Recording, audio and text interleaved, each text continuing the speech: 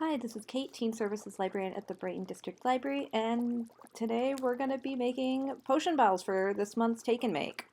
So today we're going to be making some of these cute little potion bottle keychains. These were the sample ones that I did. So stay tuned and I'll show you how to make this.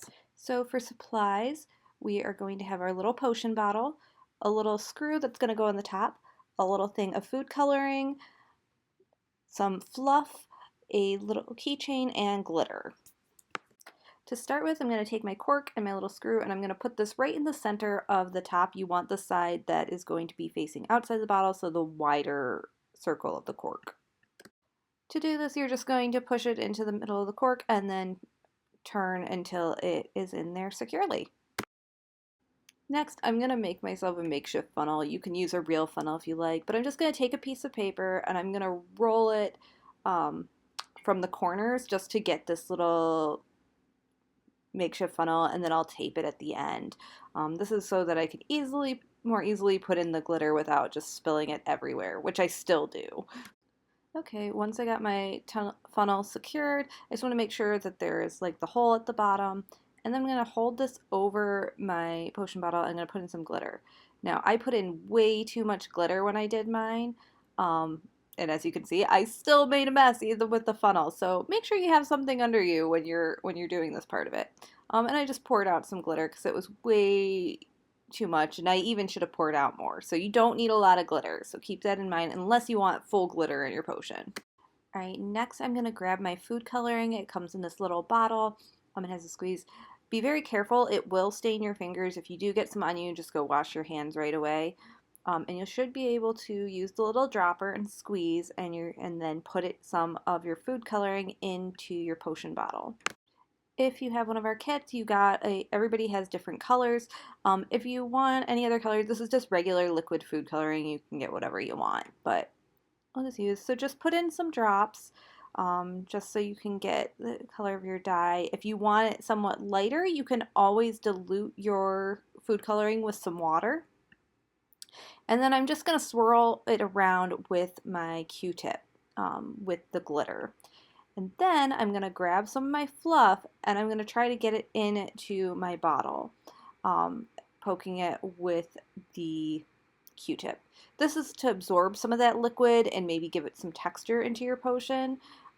It is a bit tricky. I think at some point so it takes patience to do this, especially with the bottles being so little.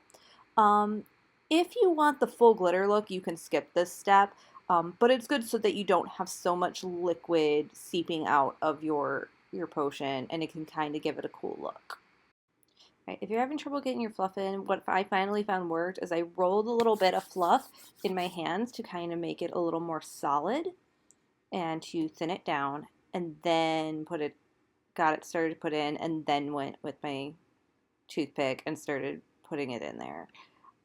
That worked a little better, and so I suggest trying that. Once the food coloring, glitter, and my fluff are on there, I'm going to take this toothpick and I'm going to swirl it around just to make sure it's fully distributed. Then, to see how it looks, I'm going to just go and put in the cork for a second and see if I like it. And I do.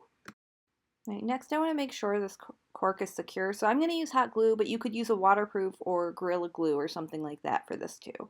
Just be careful with it.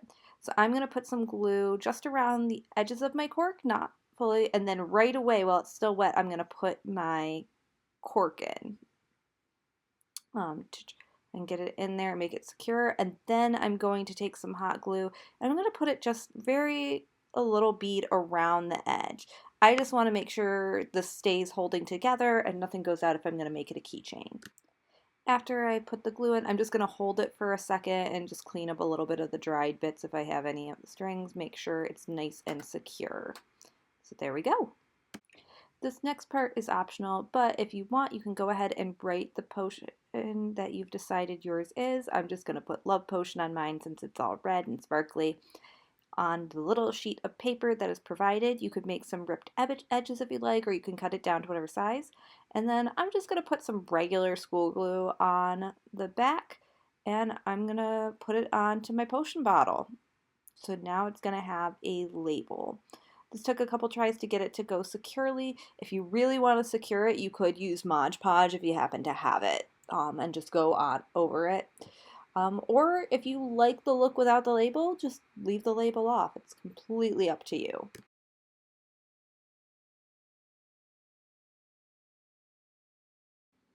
Final step is to turn this into a keychain or a necklace. So for the keychain, you can just go ahead and attach the keychain piece to it and you'll be all set.